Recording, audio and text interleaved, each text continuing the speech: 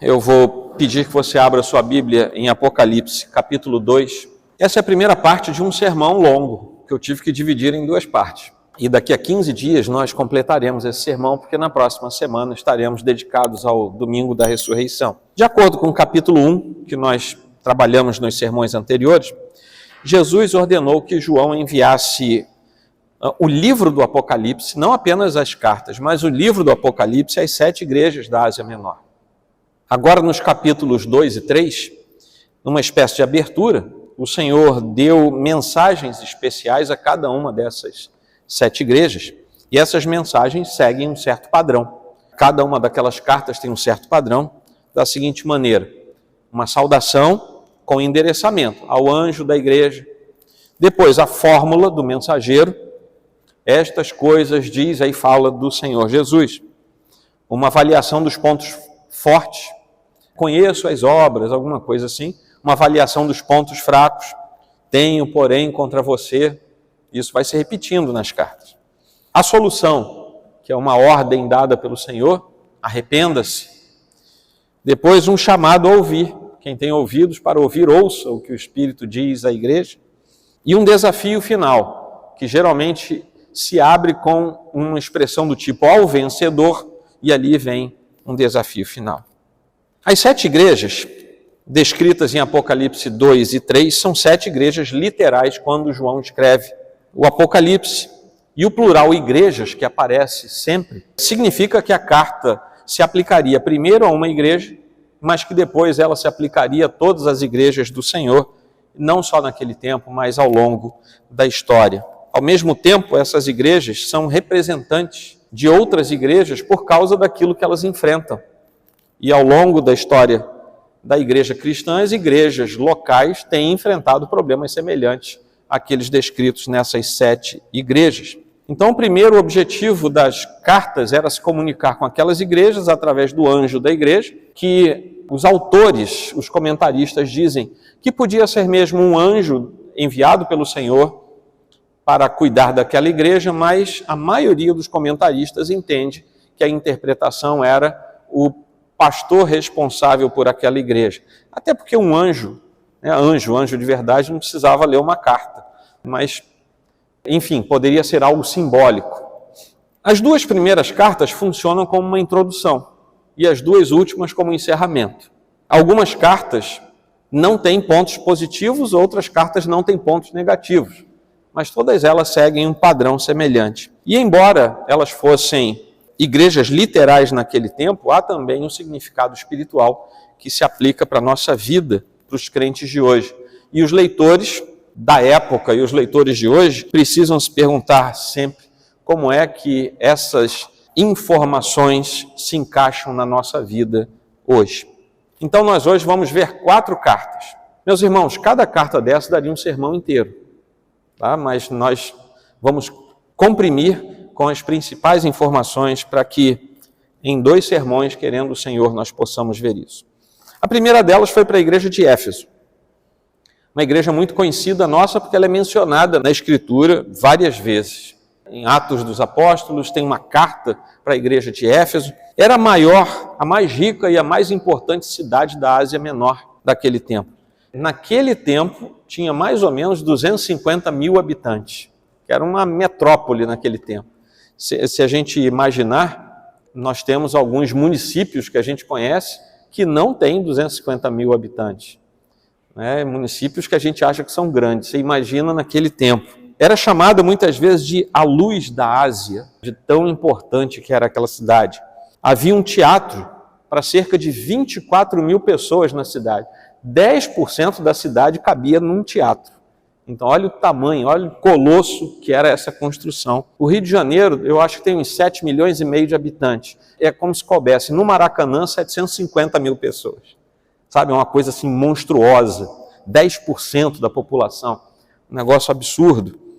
Todo mundo que queria viajar para algum lugar da Ásia, no tempo do Império Romano, precisava passar por dentro de Éfeso. Então, dali saíam estradas importantes. Era uma cidade muito importante. E era também o centro do culto a uma deusa famosa, a deusa Diana, cujo templo foi uma das 7 maravilhas do mundo antigo. e base para centenas de sacerdotisas prostitutas cultuais.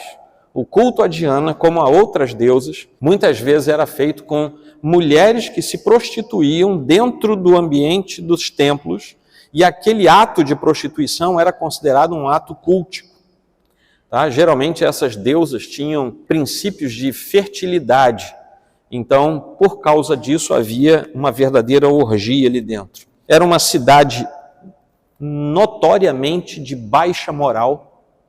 Alguns autores, inclusive seculares, Plínio, por exemplo, vai falar disso. Pessoas libertinas, licenciosas, muito místicas, como se, nos nossos dias, como se fosse alguém muito esotérico. Pessoas com muita maldade, muita violência, era uma cidade violenta. E naquela cidade, como nos dias de hoje, Satanás usou dois artifícios que costumam dar certo para ele em alguns aspectos: perseguição e sedução, por um lado, oposição e ecumenismo, por outro lado. A mistura do elemento da fé, por um lado, junto com a perseguição desenfreada, por outro lado. Isso às vezes enfraquece. Bom, Jesus Cristo se apresenta como aquele com 7 estrelas na sua mão direita e que anda no meio dos 7 candelabros de ouro. E tudo aquilo que Jesus Cristo se apresenta para as igrejas, no capítulo 1, João já tinha descrito. Ele agora como que divide, porque lá no capítulo 1, ele dá uma série de elementos metafóricos sobre Jesus Cristo. Eu falei disso semana passada. Agora, em cada carta, é como se ele pegasse um pedacinho daquela descrição e usasse no começo de cada uma dessas cartas. Então, isso quer dizer que Jesus tem declaradamente plena autoridade. Tudo que está na mão direita na Bíblia é que tem total autoridade. É por isso que o Filho do Homem, uma vez ressurreto, ascende de volta à presença de Deus e fica à direita de Deus Pai. Ou seja, ele tem toda a autoridade de Deus Pai porque está à sua direita. Tá? Não quer dizer que ele fique do lado direito. Isso é uma forma de dizer que ele tem toda a autoridade. Isso aponta, falando daqueles anjos que aparecem aqui, os 7 anjos da igreja, em meio às 7 igrejas. Isso também vai apontar para os ministros, os embaixadores de Cristo, em oposição aos falsos apóstolos que João menciona no versículo 2. Jesus, exaltado na igreja, é aquele que não só guarda, mas também dirige os ministros e conhece cada passo da sua igreja. Porque no último versículo do capítulo anterior, nós vimos João dizendo: quanto ao mistério das 7 estrelas que você viu na minha mão direita, e quanto aos 7 candelabros de ouro, as 7 estrelas são os anjos das 7 igrejas. E os 7 candelabros são as 7 igrejas. Pois exatamente nessa primeira carta, ele retoma esse princípio. Éfeso era uma igreja com muitas qualidades. Era uma espécie de luz em meio às trevas, e por isso os candelabros aparecem logo aqui. Era intolerante com alguns pecados, principalmente com a falsidade dos falsos apóstolos.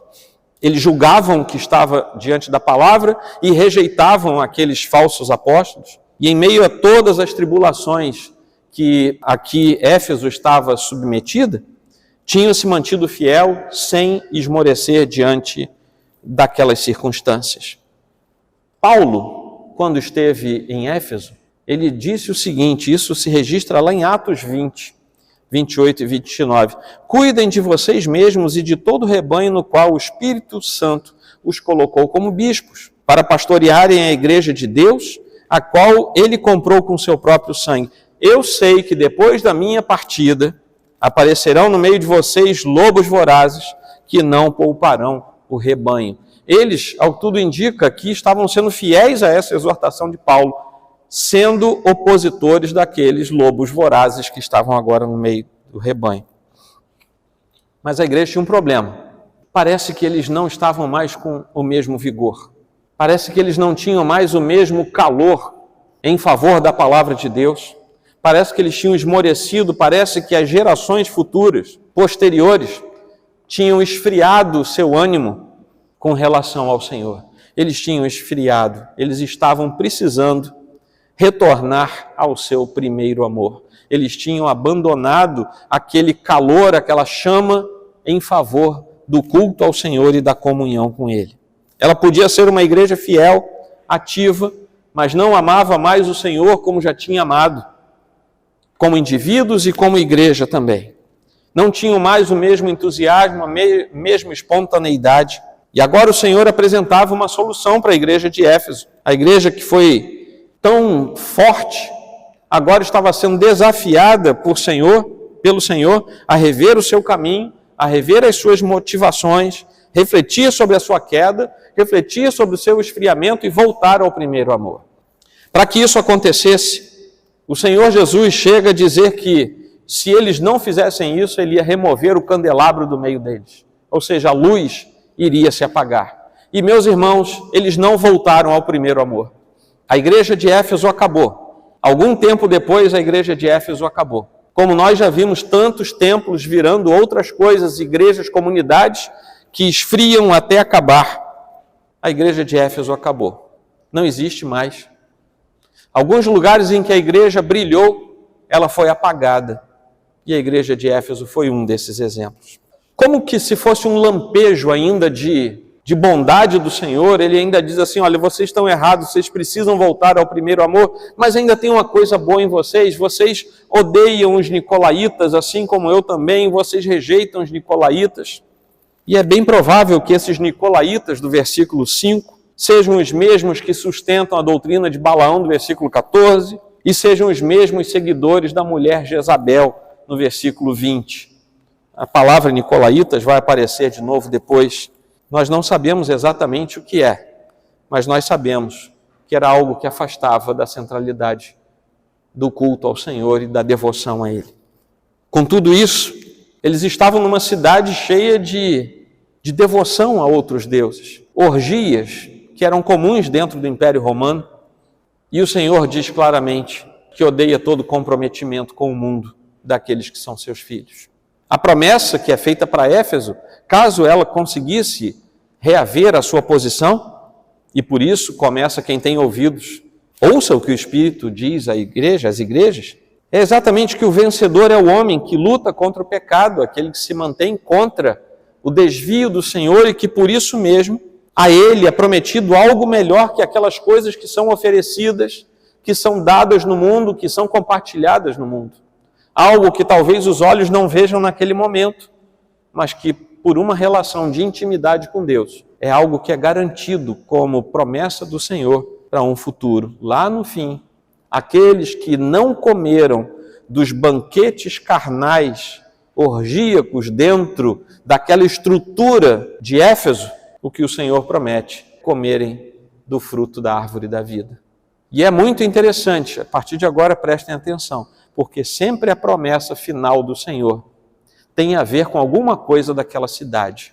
Algo que provavelmente ia afastar os crentes da cidade. O Senhor diz, não precisa fazer isso, porque no final aí vinha a promessa, que era a contrapartida para aquilo que eles eventualmente abandonassem. Veio a igreja de Esmirna, uma igreja que sofreria perseguição, uma igreja também numa cidade também muito grande, é a única dessas cidades, das 7 igrejas, das 7 cidades mencionadas, é a única que continua sendo uma cidade habitada hoje.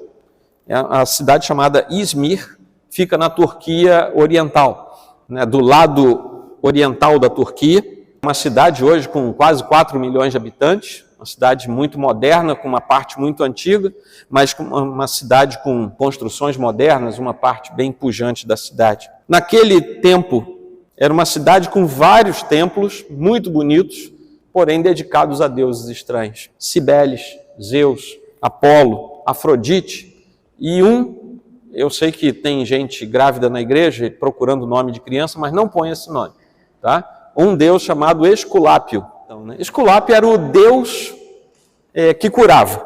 No pensamento dos gregos e depois dos romanos, muda o nome para Esculápio. Ele era chamado de Deus Salvador.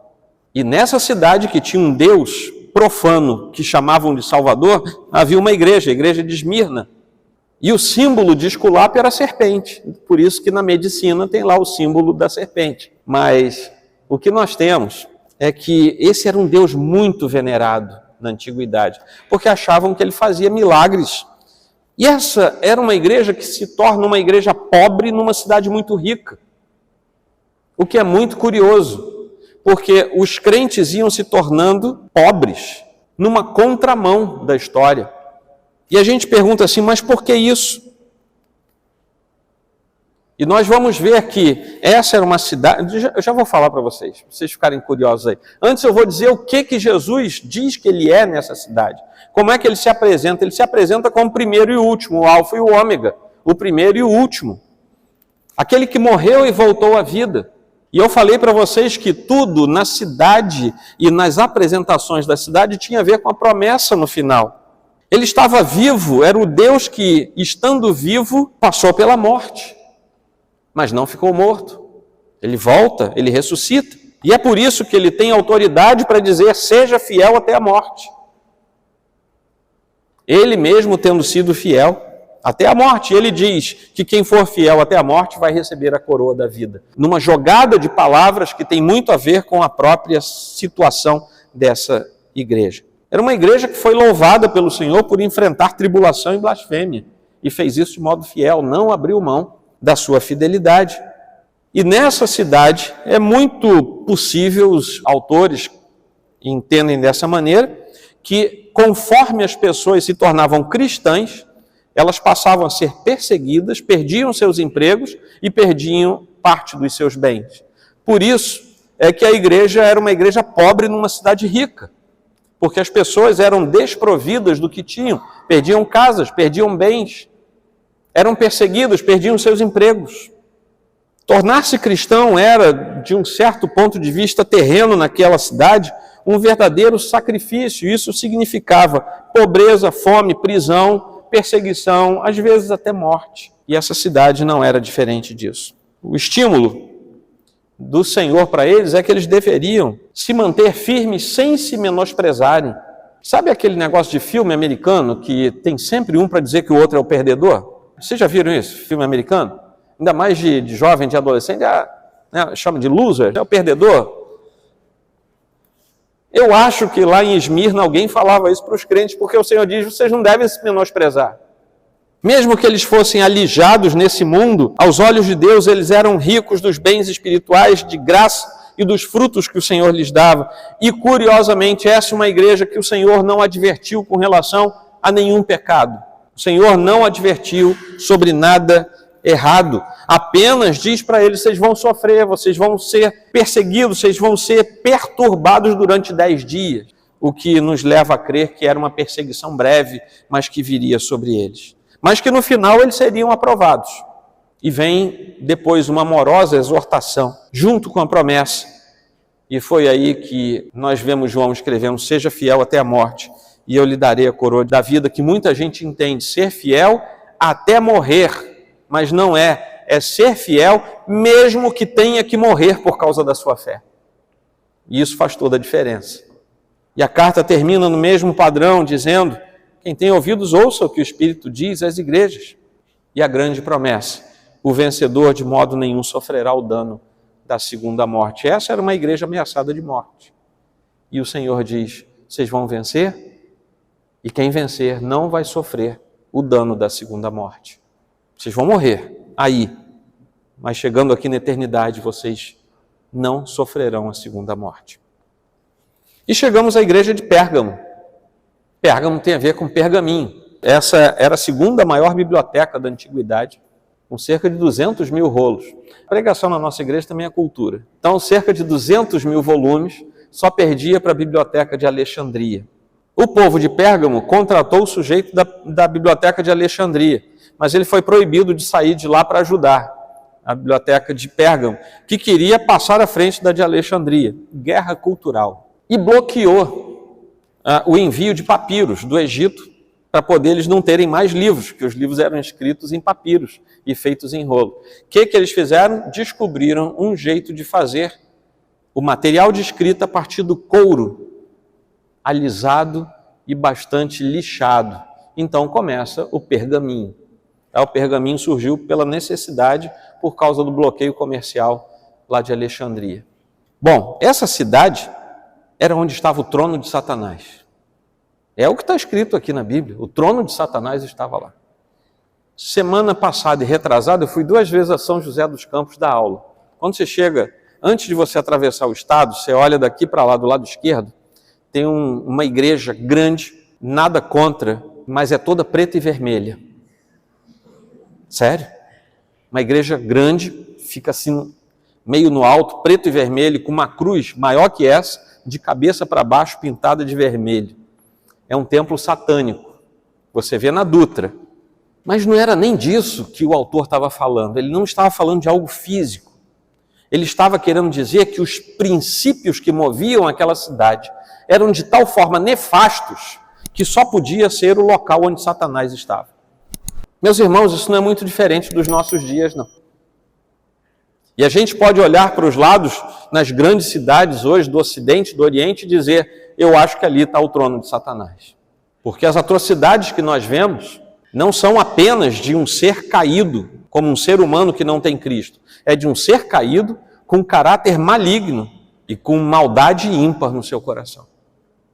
Aqui em Pérgamo, o trono de Satanás é marcado pela pressão, pela sedução.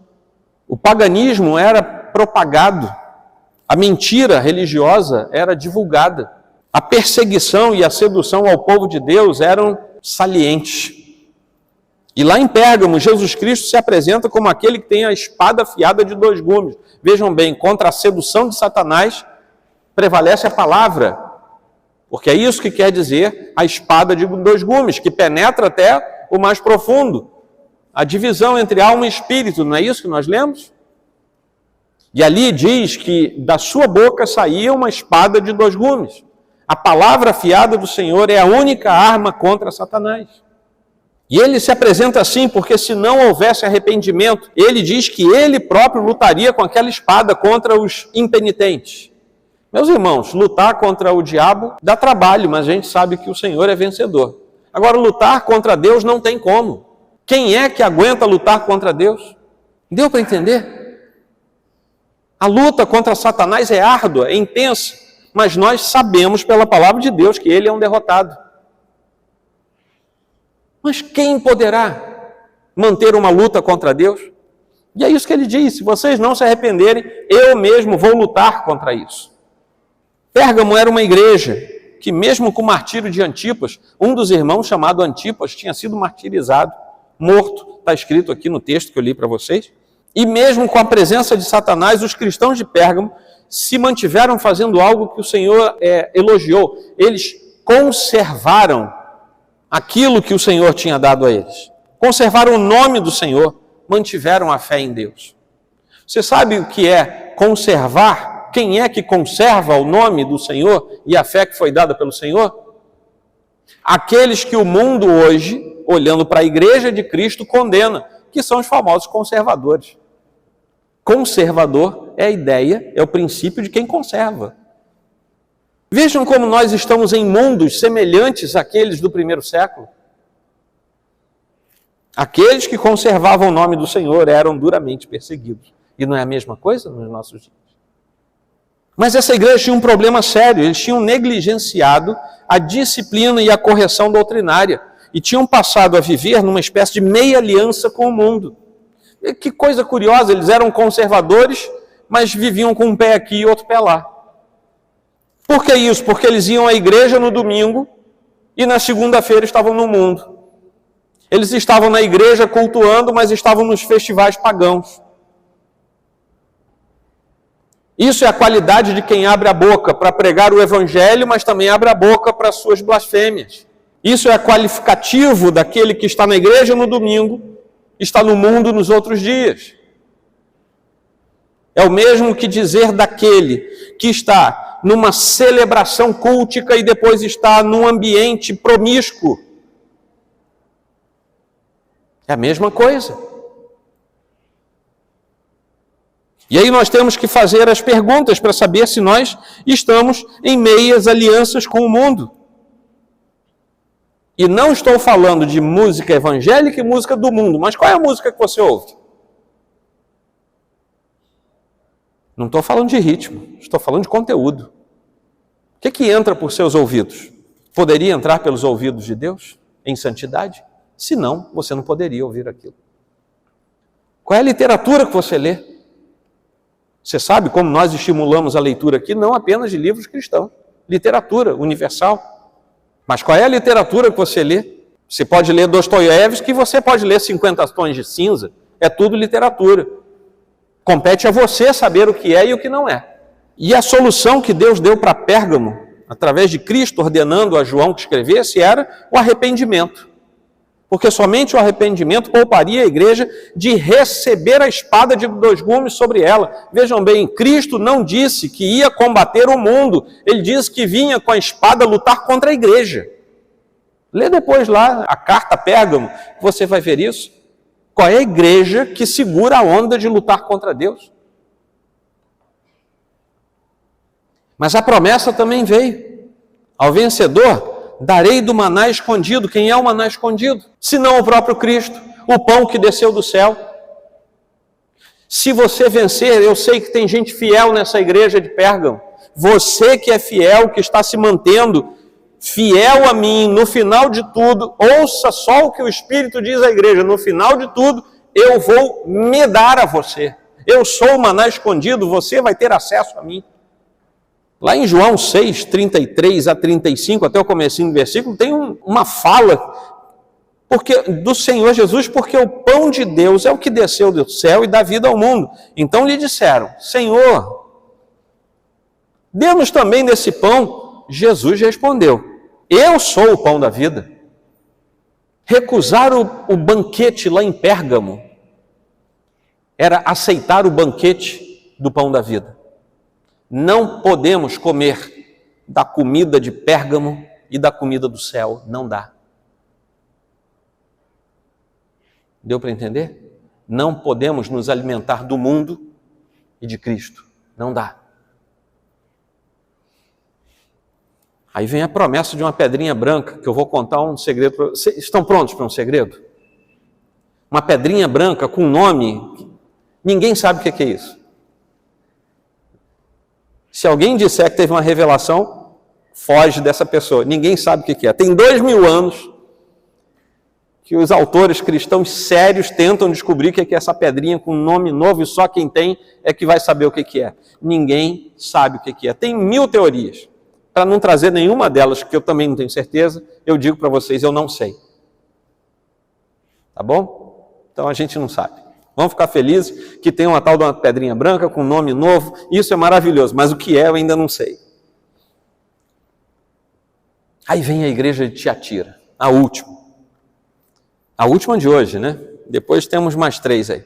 Essa é uma igreja que tinha uma falsa profetisa. Irmãos, eu conheço falsas profetisas. Já conto logo para vocês. Existem falsas profetisas hoje, como existem falsos profetas hoje. Mas não é que já existiam 2000 e poucos anos atrás? Essa é a mais extensa das 7 cartas. Começa no versículo 18, vai até o 29. 11 versículos. Escrita exatamente à igreja da cidade menos importante das 7. Que curioso.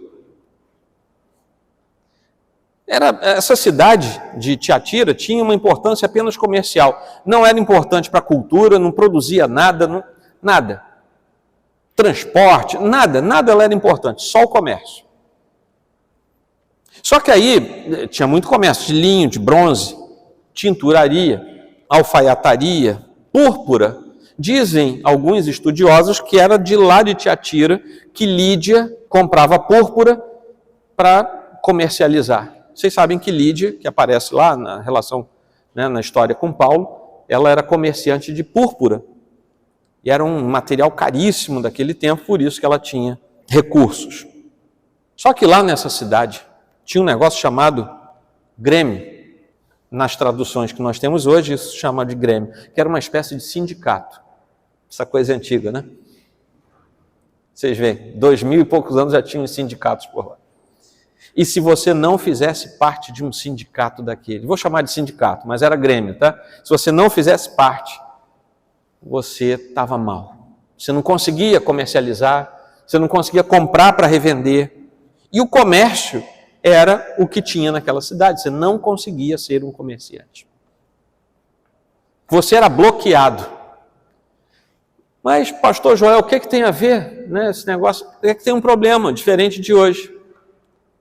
Cada sindicato tinha uma divindade.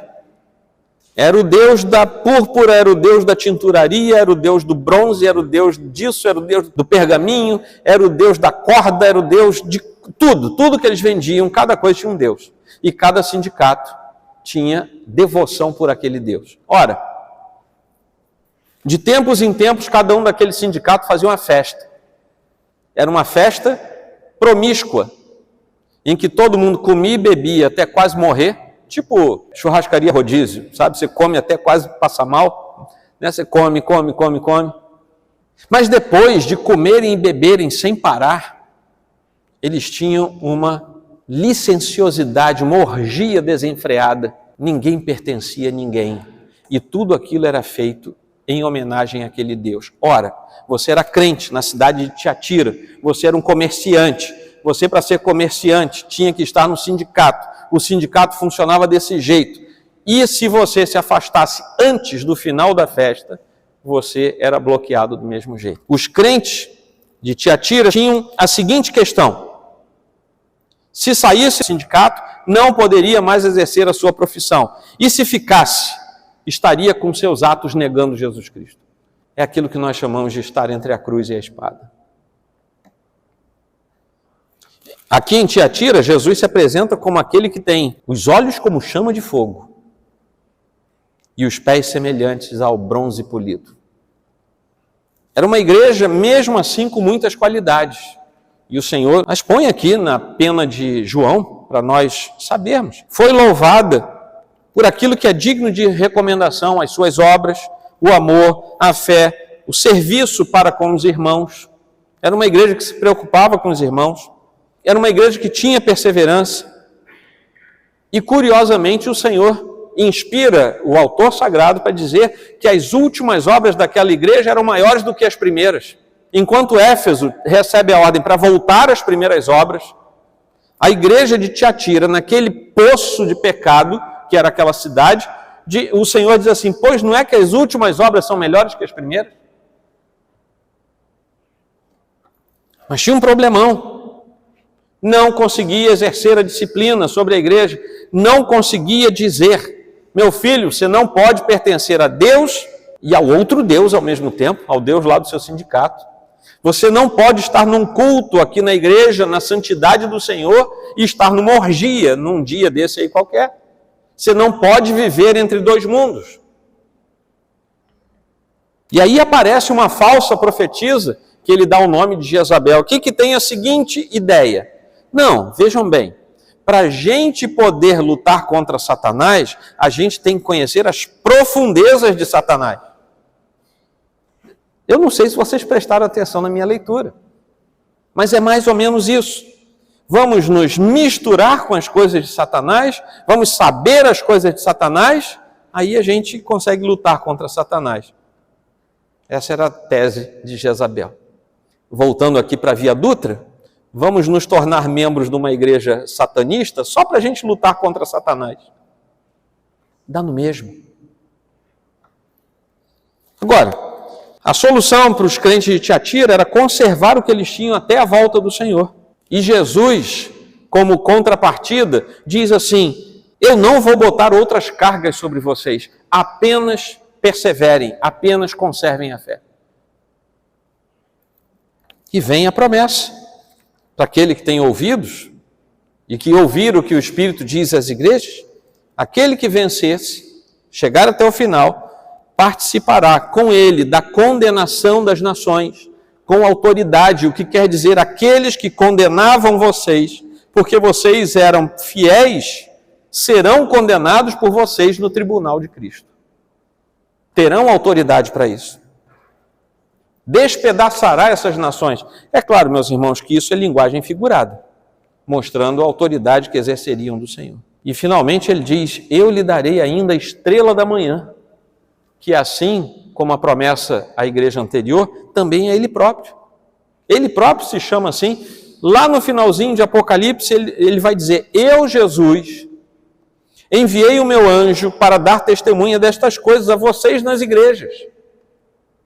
Eu sou a raiz e a geração de Davi, a brilhante estrela da manhã. Amém? Deu para pegar mais ou menos sobre essas 4 igrejas? Vamos aplicar. O corpo de Jesus Cristo é a igreja, não é uma agremiação. É um organismo, não uma organização. É um ser vivo, não é uma entidade formal. Enquanto uma afiliação a uma sociedade ou organização pode ser cancelada devido a mensalidades, por exemplo, que você não paga, responsabilidades não cumpridas, alguém pode cancelar. Os membros do corpo de Cristo deixam de ser uma igreja quando deixam de espalhar a luz do Evangelho. Foi o que aconteceu com Éfeso. Nós somos pertencentes ao Senhor. Aí vem uma palavrinha grega, kyriake, que é daí que vem church, kirk. Algumas palavras anglo-saxãs vêm dessa palavra grega. Também somos chamados para fora. E aí vem eclésia, do grego, que todo mundo latino pegou. Então, a igreja é um grupo de pessoas chamadas para fora e que, ao mesmo tempo, são pertencentes ao Senhor. Essas 2 palavras. É por isso que, afastadas da igreja, as pessoas perdem o senso de pertencimento ao Senhor. Esfriam a sua vida e vão se encontrar com demandas no seu coração, desnecessárias, mas que são reais. Nós vivemos situações e dias muito parecidos com aqueles dias que os irmãos enfrentaram no final do 1º século da era cristã. As grandes cidades do mundo oferecem hoje oportunidades que nos afastam de Deus e nos transformam, mesmo sem nós querermos, em opositores do Evangelho. Somos, muitas vezes, opositores do Evangelho, mesmo sem falar nada. E aqui vem uma aplicação para isso. Negócios, dinheiro, carreira, benefícios, tudo isso é lícito. Desde que Deus continue ocupando o primeiro lugar. Se invertermos isso, estaremos na situação dessas igrejas. Se alguma coisa toma o lugar de Deus, se transforma em ídolo. E um dia os ídolos derrubam. Ou a gente derruba o ídolo, ou o ídolo nos derruba. Segunda aplicação, um comentário primeiro, depois eu aplico. O Senhor requer de nós a nossa perseverança, que nós brilhemos neste mundo, que jamais nos dobremos diante dos maus e dos falsos cristãos.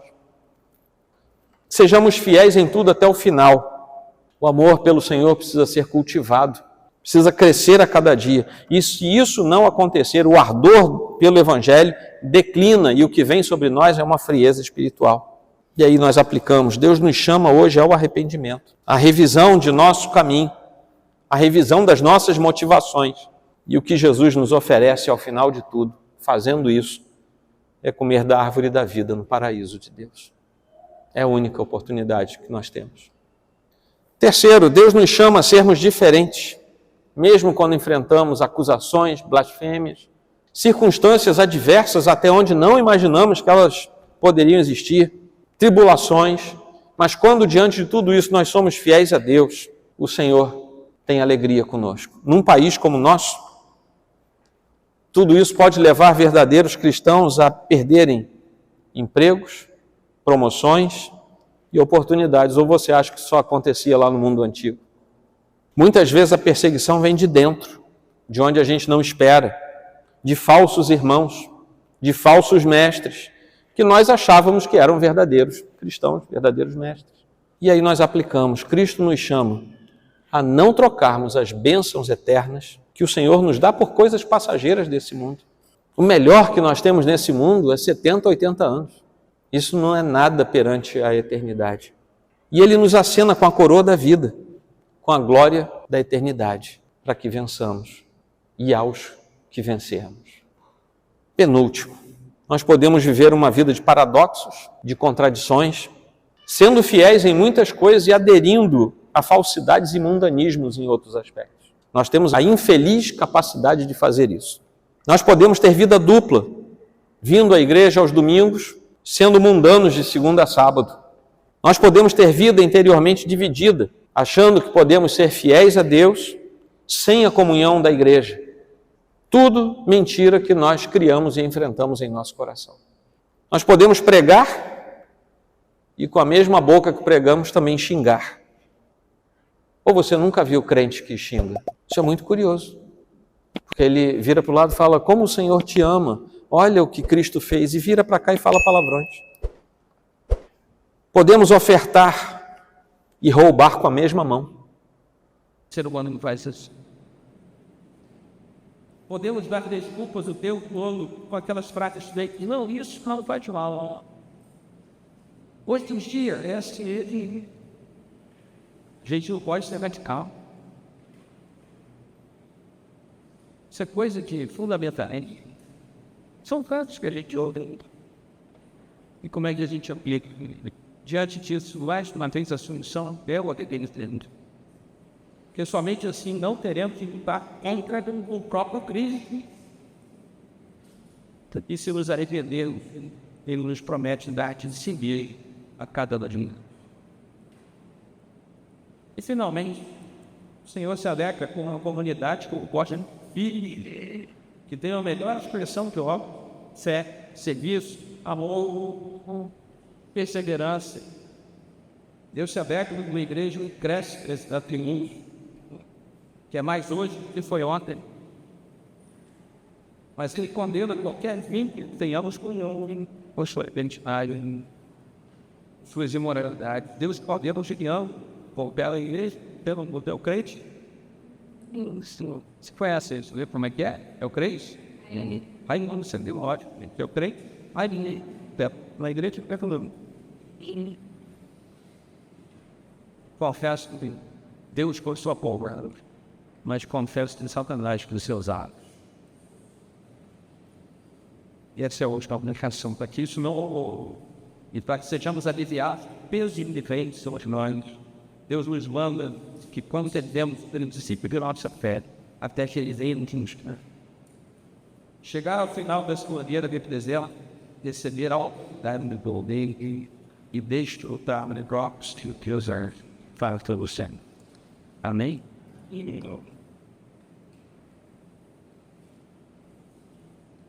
Oremos em casa. Eu vou fazer essa leitura com vocês sentados, por ser uma leitura um pouco mais longa. Apocalipse capítulo 2, eu estou lendo na versão da Bíblia que está aí no escaninho à sua frente. Ao anjo da igreja em Éfeso, escreva: estas coisas diz aquele que conserva na mão direita as 7 estrelas e que anda no meio dos 7 candelabros de ouro. Conheço as obras que você realiza, tanto seu esforço como a sua perseverança.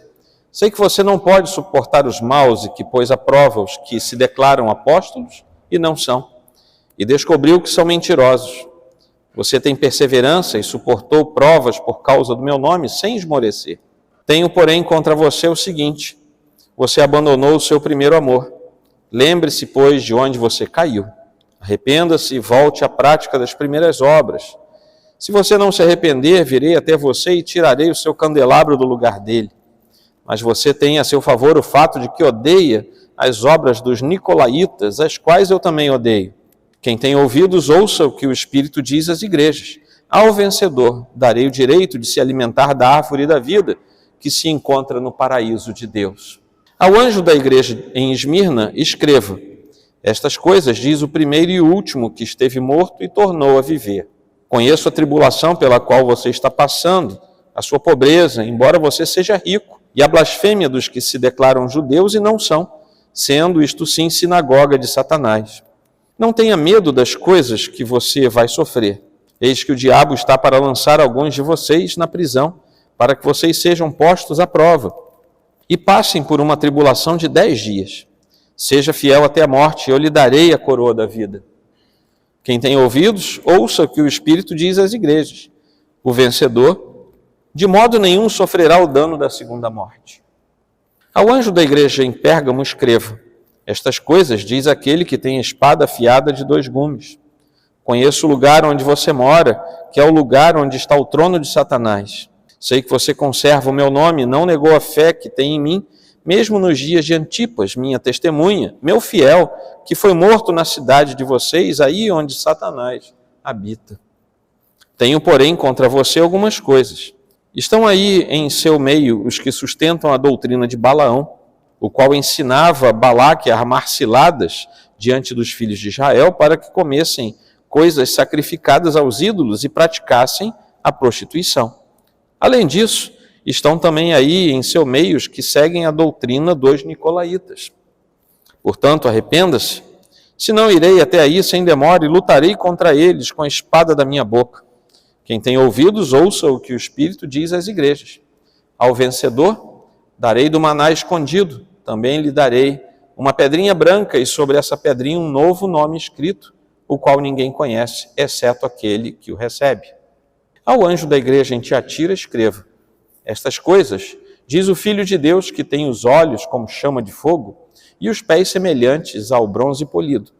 Conheço as obras que você realiza, o seu amor, a sua fé, o seu serviço, a sua perseverança e as suas últimas obras mais numerosas do que as primeiras.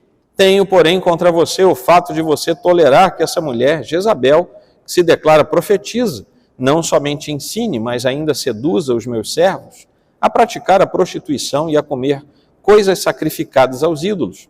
Dei-lhe tempo para que se arrependesse, porém ela não quer se arrepender da sua imoralidade. Eis que farei com que fique acamada, e trarei grande tribulação aos que com ela adulteram, caso não se arrependam das obras que ela incita. Matarei os seus filhos, e todas as igrejas saberão que eu sou aquele que sonda mentes e corações, e retribuirei a cada um de vocês segundo as suas obras. Digo, porém, aos demais de Tiatira, a todos aqueles que não seguem essa doutrina e que não conheceram, como eles dizem, as coisas profundas de Satanás: não porei outra carga sobre vocês, tão somente conservem o que vocês têm até que eu venha. Ao vencedor, que guardar até o fim as minhas obras, eu lhe darei autoridade sobre as nações, e com cetro de ferro as governará e as reduzirá a pedaços como se fossem objetos de barro, assim como também eu recebi a autoridade de meu Pai. E eu lhe darei ainda a estrela da manhã. Quem tem ouvidos, ouça o que o Espírito diz às igrejas.